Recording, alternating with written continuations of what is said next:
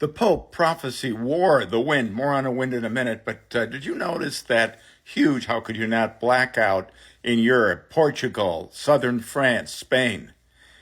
It took out a lot of telephonic service, and it reminded one of this outage in Europe that occurred in 1938, January 1938, and also disrupted telegraphs and shortwave even in America, as the aurora borealis caused the electrical disruptions, even telegraphs to catch fire.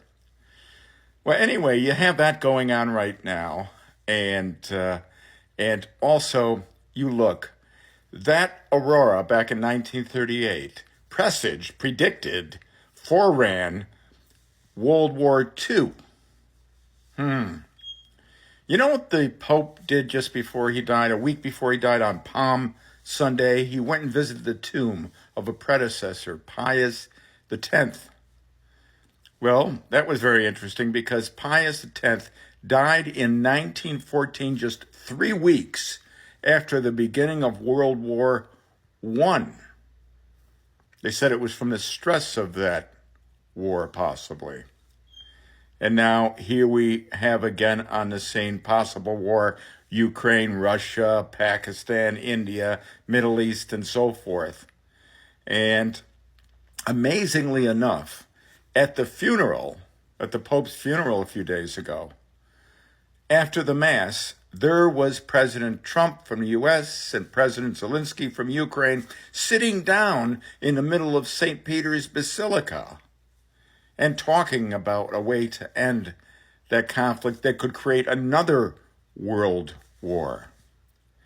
Meanwhile, like I said, you've got all this wind. Have you noticed it where you are? Breezes, constant strong breezes, and tornadoes in the Midwest and so forth.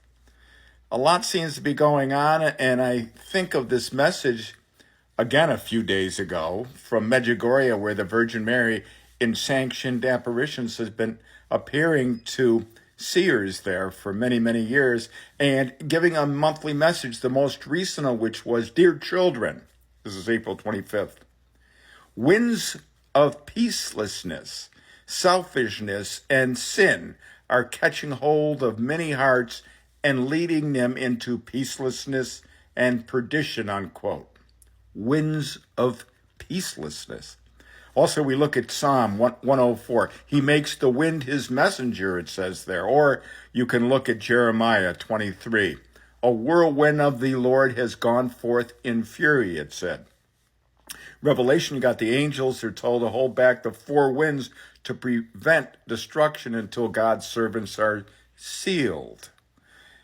And finally, yesterday, Catholic Masses had the Bible reading, quote, "The wind blows where it wills, and you can hear the wind and the sound it makes, but you do not know where it comes from or where it will go."